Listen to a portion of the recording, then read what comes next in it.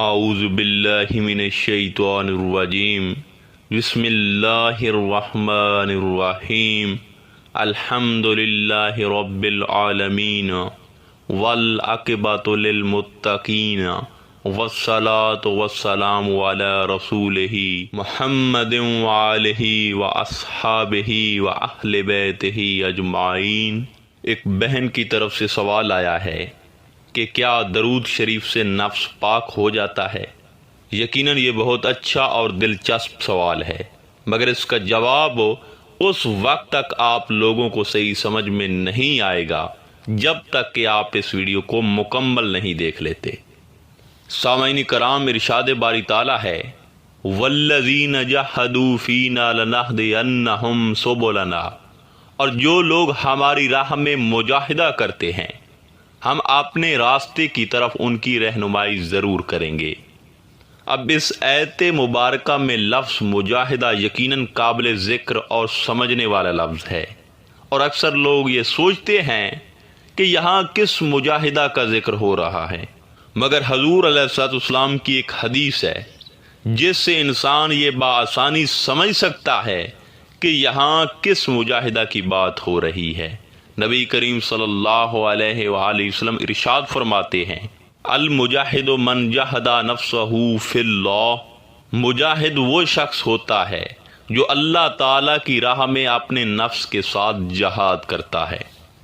سامعین کرام، ایک ہوتا ہے نفس کا محاسبہ کر کے اسے کنٹرول میں رکھنا، اور ایک ہوتا ہے نفس کو پاک کرنا۔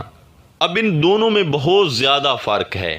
دیکھیں، نفس کو محاسبہ کے ذریعے اور ذکر و اذکار ورد وظائف سے کنٹرول کرنے سے مراد یہ ہے کہ ہر وقت نفس سے پوچھ گچھ کرنا، ہر وقت نفس کو رگڑا لگانا، اسے خواہشات سے پاک رکھنا اور اس کے خلاف چلنا، نیند سے دور رہنا، کم گفتگو کرنا، لوگوں کی طرف سے تکالیف کو برداشت کرنا اور کم کھانا۔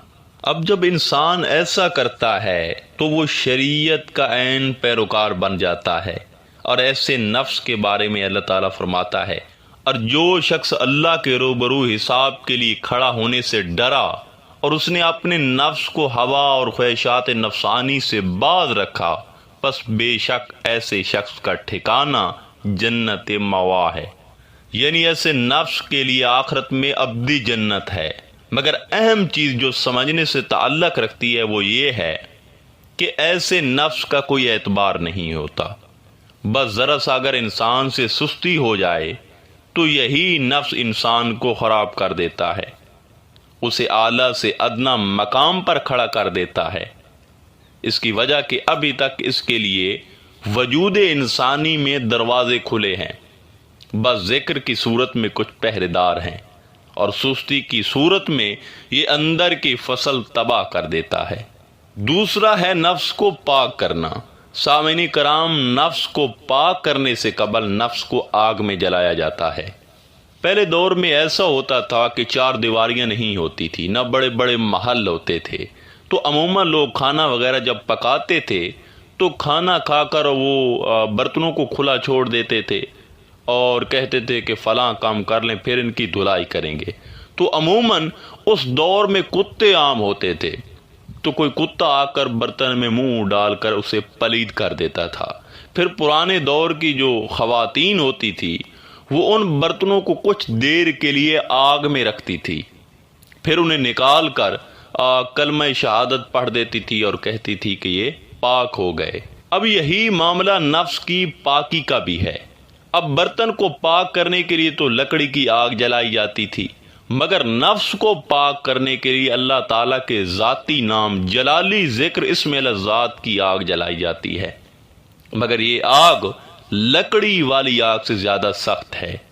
اسم الذات کے جلالی ذکر سے نفس کو ایسی بے قراری لاحق ہو جاتی ہے کہ اسے کسی پل آرام نہیں آتا، بلکہ جس آگ میں نفس کو جلایا جاتا ہے، اگر یہی آگ انسان پر حال وارد ہو جائے اور وہ اسم الذات سے آتش کی ایک آنکھ کھینچ لے یا جلالیت کی نگاہ سے دیکھ لے تو یقین جانے کہ مشرق سے مغرب تک روئے زمین کی ہر شے جل کر نسے تو نابود ہو جائے، اتنی سخت آگ اس کے اندر ہوتی ہے۔ اب سوچنے کی بات یہ ہے کہ ایسا شخص اپنے اندر ایسی آگ کیسے رکھ سکتا ہے، کیسے برداشت کر سکتا ہے؟ تو اس کا جواب اور راز درود شریف ہے، اور یہ سارا کوئی طالب مرشد کے حکم اور نگرانی میں رہ کر رہا ہوتا ہے۔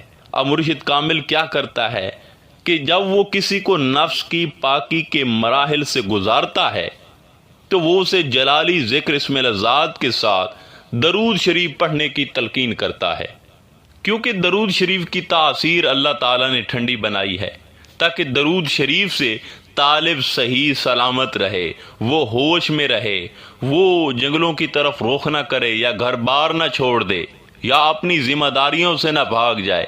یعنی اس سفر میں درود شریف آگ پر پانی کی طرح کام کرتا ہے، جس سے طالب کے اندر ایک نئی تازگی پیدا ہوتی رہتی ہے، اور جب ذکر کی تپش سے نفس پاک ہو جاتا ہے تو پھر یہ جو بھی کام کرتا ہے صرف اللہ کی رضا کے لیے کرتا ہے۔ اس کے وجود سے لالچ، ہرس، ہوس، تمنا، جزا و سزا سب اٹھ جاتی ہیں، بلکہ یہ پاک ہو کر روح کے ساتھ مل کر خود روح بن جاتا ہے اور صرف اللہ کی طلب میں اس کی عبادت کرتا ہے۔ چنانچہ حضرت رحبہ بصری رحمت اللہ علیہ سے کسی نے پوچھا کہ آپ اللہ کی عبادت کس غرض سے کرتی ہیں، دوزخ کے خوف سے یا جنت کی امید میں؟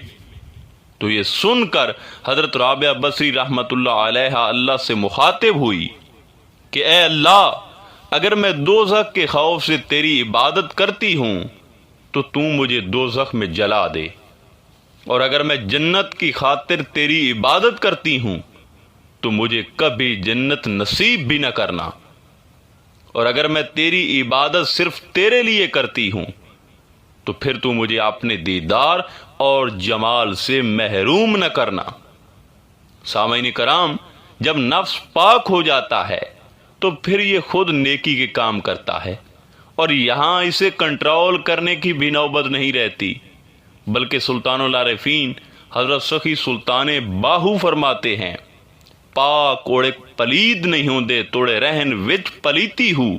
یعنی جب انسان نفس کو پاک کر کے پاک ہو جاتا ہے تو وہ چاہے پلید جگہوں پر بیٹھے، مندر میں بیٹھے، مسجد میں بیٹھے یا کسی ایسی جگہ بیٹھے جہاں بیٹھنا منع ہے، تو پھر بھی اسے کوئی فرق نہیں پڑتا، بلکہ وہ پاک ہی رہتا ہے۔